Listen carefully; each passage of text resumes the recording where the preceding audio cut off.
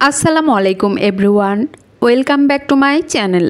আজ আমি আপনাদের সাথে শেয়ার করব কচুরি বা ছোট নিমকি, যেটাই বলেন না কেন একদম সহজভাবে তৈরি করে দেখানোর চেষ্টা করছি। ঘরে মাত্র 1 কাপ আটা বা ময়দা থাকলেই খুব সহজে এতগুলা নিমকি তৈরি করে নিতে পারবেন। আর কিভাবে তৈরি করলে নিমকি অনেক দিন পর্যন্ত সংরক্ষণ করে রাখতে পারবেন বা অনেক বেশি ক্রিস্পি হবে, তাও আমি ডিটেলসে আপনাদের সাথে শেয়ার করছি। তাহলে আর কথা না বাড়িয়ে চলে যাচ্ছি রেসিপিতে। ছোট নিমকি তৈরির জন্য প্রথমেই মিক্সিং বলে নিচ্ছি 1 কাপ পরিমাণ আটা। আপনারা চাইলে আটার পরিবর্তে ময়দাও ব্যবহার করতে পারেন। 1 চা চামচ পরিমাণ চিনি, স্বাদ মতো বা হাফ চা চামচ পরিমাণ লবণ, 1 চা চামচ পরিমাণ কালো জিরা, 2 চা চামচ পরিমাণ রেগুলার রান্নার তেল।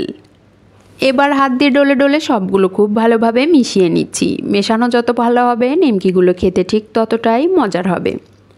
সবগুলো এমনভাবে মেশাতে হবে যেন আটা হাতে মুঠি করলে দলা পেকে যায়। দেখুন আটা হাতে মুঠি করলে দলা পেকে যাচ্ছে, তার মানে একদম পারফেক্টভাবে মেশানো হয়ে গেছে। এখন অল্প অল্প করে নর্মাল তাপমাত্রার পানি অ্যাড করে সবগুলো খুব ভালোভাবে মিশিয়ে নিচ্ছি। পানি একবারে অ্যাড করা যাবে না, তাহলে ডো অনেকটাই নরম হয়ে যেতে পারে। এই ডো কিন্তু একেবারেই নরম হবে না, রুটি পরোটার ডো থেকে কিছুটা টাইট ফিট করে তৈরি করে নিচ্ছি। ডো একটু শক্ত করে তৈরি করে নিলে নিমকিগুলো অনেক দিন পর্যন্ত ক্রিস্পি থাকবে আর অনেক বেশি ক্রিস্পি হবে। এই ডো তৈরি করতে আমার 1/4 কাপ পরিমাণ পানি লেগেছে, আপনাদের এর চেয়ে কম বা বেশি লাগতে পারে। ডো একদম পারফেক্টভাবে রেডি হয়ে গেছে। এবার একটা ঢাকনা দিয়ে ঢেকে রেস্টে রেখে দিচ্ছি 30 মিনিটের জন্য। 30 মিনিট পর ঢাকনা সরিয়ে দেখুন ডো আরও অনেক বেশি সফট হয়ে গেছে। আবারও খুব ভালোভাবে মথে নিচ্ছি। মথে নেওয়া হয়ে গেছে। এবার 3টি ভাগে লেচি কেটে নিচ্ছি। একটা লেচি হাতে নিয়ে এইভাবে ঘুরিয়ে ঘুরিয়ে গোল বলের মতো তৈরি করে নিচ্ছি। আমি কিভাবে কাজটি করছি একটু খেয়াল করলেই বুঝতে পারবেন। সবগুলো লেচি আমি একইভাবে গোল বলের মতো তৈরি করে নিচ্ছি। এবার একটা লেচি বোর্ডে নিয়ে নিচ্ছি। সামান্য কর্নফ্লাওয়ার ছড়িয়ে রুটি তৈরি করে নিচ্ছি। এই রুটি একেবারে মোটা হবে না, অনেকটা পাতলা করেই তৈরি করে নিচ্ছি।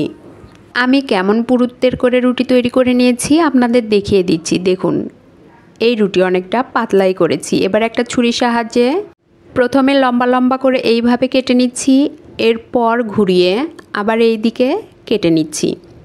আপনারা আপনাদের পছন্দ অনুযায়ী যে কোনো শেপ দিয়ে কেটে নিতে পারেন বা যে কোনো শেপ দিয়ে তৈরি করে নিতে পারেন। সবগুলো কেটে নেওয়া হয়ে গেছে। এখন একটা হাতে তুলে দেখিয়ে দিচ্ছি কেমন হয়েছে দেখুন।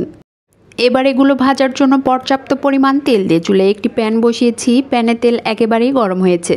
গরম তেলে ছেড়ে দিচ্ছি। এই পর্যায়ে চুলার হিট মিডিয়াম থাকবে।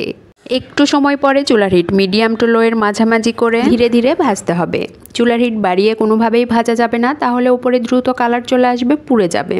চুলার হিট মিডিয়াম টু লোয়ের মাঝামাঝি রেখে ধীরে ধীরে ভাজতে হবে। করে নিমকিগুলো অনেক বেশি ক্রিস্পি হবে আর অনেক দিন পর্যন্ত সংরক্ষণ করে রাখা যাবে। বারবার নেড়েচেড়ে উল্টে পাল্টে ভেজে নিচ্ছি সুন্দর একটা কালার আসা পর্যন্ত। সুন্দর কালার চলে আসছে, ভাজা হয়ে গেছে। এবার একটা স্ট্রেনারের সাহায্যে তুলে নিচ্ছি। দেখুন নিমকিগুলো দেখতে কতটা সুন্দর হয়েছে আর কত বেশি ক্রিস্পি হয়েছে। আপনারা বাসায় অবশ্যই একবারের জন্য হলেও ট্রাই করবেন। আমার রেসিপি আপনাদের ভালো লাগলে অবশ্যই লাইক শেয়ার কমেন্টস করবেন আর সাবস্ক্রাইব করে আমার পাশেই থাকবেন। একটা নিমকি আমি ভেঙে দেখিয়ে দিচ্ছি কতটা ক্রিস্পি হয়েছে। আশা করি আমার রেসিপি আপনাদের সকলেরই অনেক ভালো লেগেছে। এতক্ষণ আমার সাথে থাকার জন্য সবাইকে অনেক অনেক ধন্যবাদ। আসসালামু আলাইকুম, আল্লাহ হাফেজ।